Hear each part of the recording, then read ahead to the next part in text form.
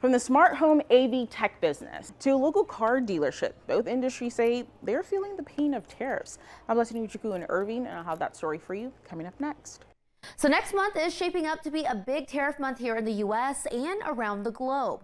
Well, the Supreme Court prepares to hear arguments on November 5th regarding the president's authority when it comes to country-specific tariffs. Texas business owners say they will continue to feel the impact of the president's tariffs. Our Blessing Uchuku has their story for us this morning. I'm here at Media Head in Addison. It's a smart home AV tech small business here in North Texas. Now take a look at this invoice. If you zoom in right here, here's the cost of the tariffs. It's nearly $2,000. But then if you look up here, these are the costs of the parts.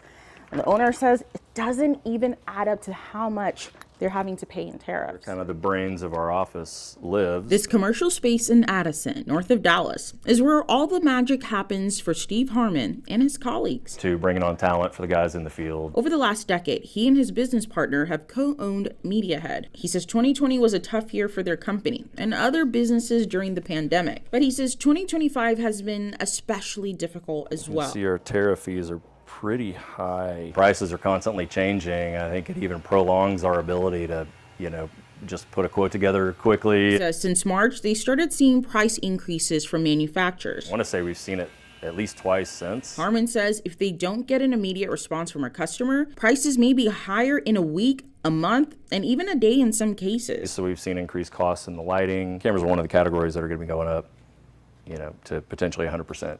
Tariff. We sell a lot of cameras. He's talking about the tariff announcement President Trump made towards China after the country enforced strict restrictions on rare earth exports that would impact several critical U.S. industries. For 2025, we saw a bump in the MSRP pretty much across the line of 2% when the original tariffs hit. Over in Irving, another business owner is dealing with price hikes. Don Herring owns 2 Mitsubishi dealerships in North Texas. He says this time last year, they were selling more new cars than used. This year, he says it's the opposite. And there's not as large rebates on the 2025s going out as there was on the 2024s when they went out, which is also another effect of the tariffs. Herring says the Japanese auto manufacturer is having to get creative on how to make the cars affordable to help offset all the import taxes. Across the U.S., import costs are up roughly 5%. Including the import costs on cars, and that pushes inflation higher. Patrick Soleimani is an economy expert at George Mason University. He says Texas is the #1 exporting state in the U.S., moving about $455 billion in goods just last year. Analysts estimate tariffs could cut about 1.5% from Texas's GDP, which could cost the state up to $47 billion and threaten nearly 100,000 jobs. And the shades just kind of drop out of the ceiling. Despite the impact of tariffs, Harmon says his company is expanding its reach by offering other services like window shades and making mindful decisions. Let me see if I can find one. In Addison, Blessing Iwuchukwu, Spectrum News.